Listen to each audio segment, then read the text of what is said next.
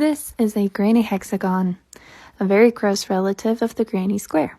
The granny square has 4 sides and the hexagon has 6 sides. If you ever wondered how a granny hexagon is made, this is for you.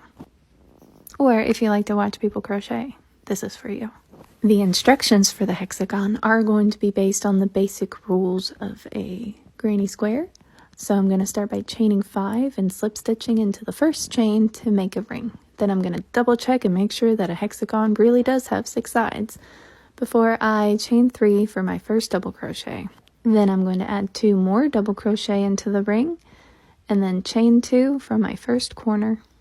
Now the first row of a granny square has a set of 3 double crochet for each side. So you would have 4 sets of 3 double crochet for the 4 sides. For the hexagon, you would just do that 6 times. You could technically even do it 8 times and make it an octagon.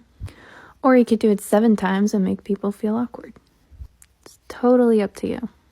I don't know what a shape would be called if it has 7 sides, but I do know it makes people uncomfortable.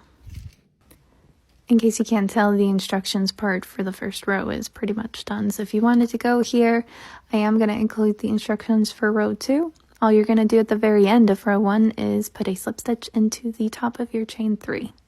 But if you enjoy watching people crochet like I enjoy watching people bake or spin the clay on that little spinny table thing, I'm going to keep the rest of the video up, but it's going to have the original sound of the yarn scraping along the hook. I hope you enjoy. Happy hooking!